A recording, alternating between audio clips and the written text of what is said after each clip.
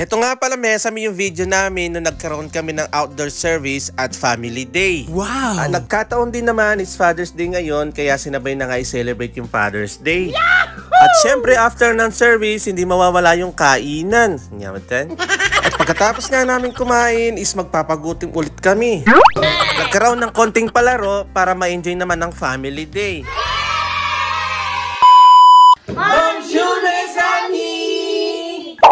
For today's video, mesami, it's gagala na naman po yung palibot. At syempre, hindi mawawala yung elevator shot namin. Hanyamatan. At syempre, dahil nga Sunday ngayon, bago tayo magsilibutan, syempre, simbata mo pa, ninano kayo.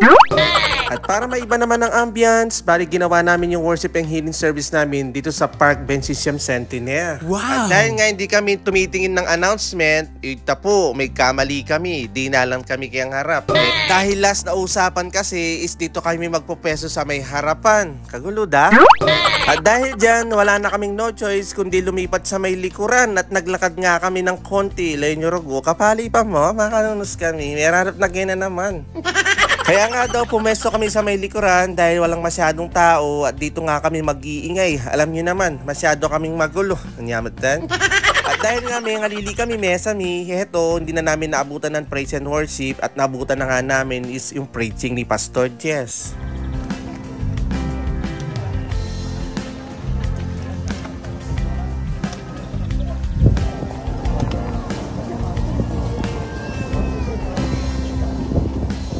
Okay naman yung napwestuhan nga namin dahil nga walang masyadong tao at dito nga kami mag-iingay at magsasayawan. Alam nyo naman ng mga ibang Pranse ayaw nila na maingay kaya dito na lang kami pumwesto.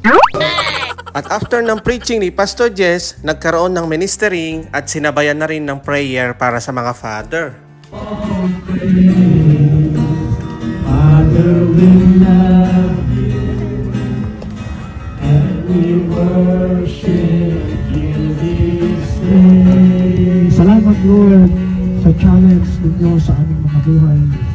Naririto Panginoon ang bawat tatay, paligid ng tahanan.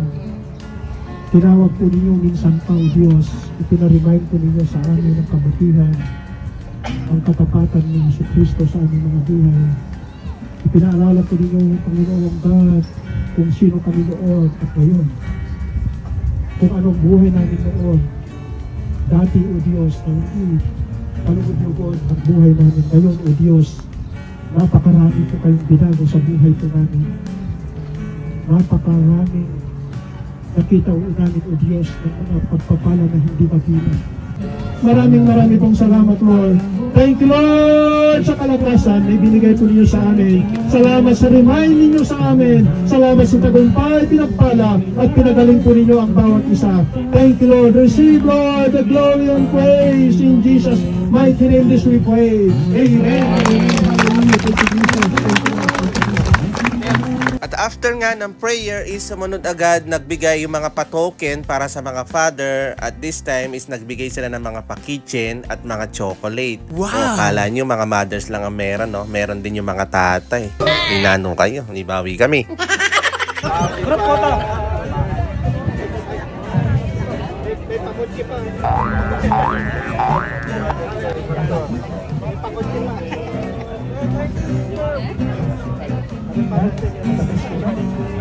At fast forward na nga, after ipamigay yung mga token, syempre hindi mawawala yung picture taking ng mga tatay. Ninano kayo, photomanyak lang naman din. Mag-iital sayaw. Sige, sige pa, victory. At after nga na mag-picture taking, isumunod agad yung victory. At dahil nga daw Father's Day ngayon, pinasayaw yung mga tatay. Syempre hindi ako aatras dyan. Ako pa. Nyamatan. I give you glory, I give you glory, Jesus.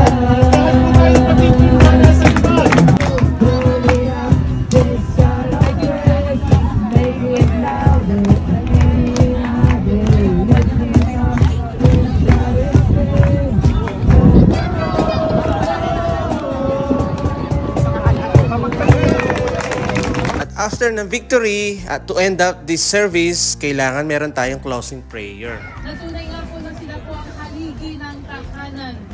salamat po sa inyong mensahe sa bawat isa po sa kanila, maging sa amin, Panginoon Diyos. Nang matapos nga yung closing prayer, dali-dali na rin kumain ng lahat. Siyempre, hindi mawawala ang kainan.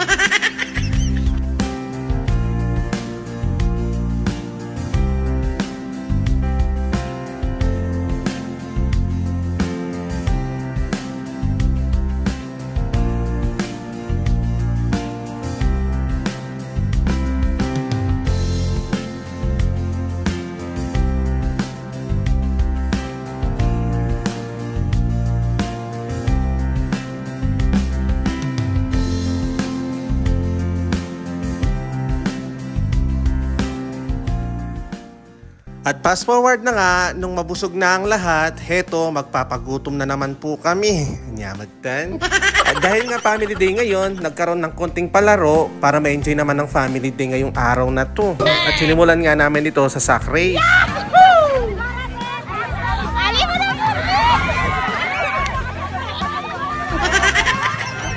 Sumunod naman, nagkaroon ng palaro ng balloon relay.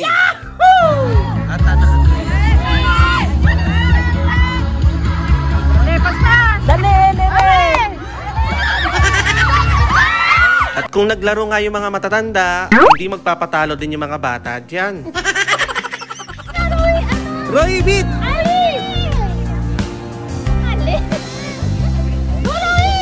Go, Roy!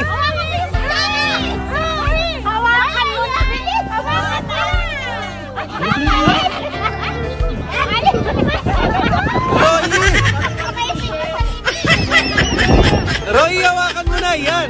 And finally, heto na nga yung huling laro nila at naglaro nga sila ng Guess Who game. Siyempre, hindi nagpatalo si Mona Moore.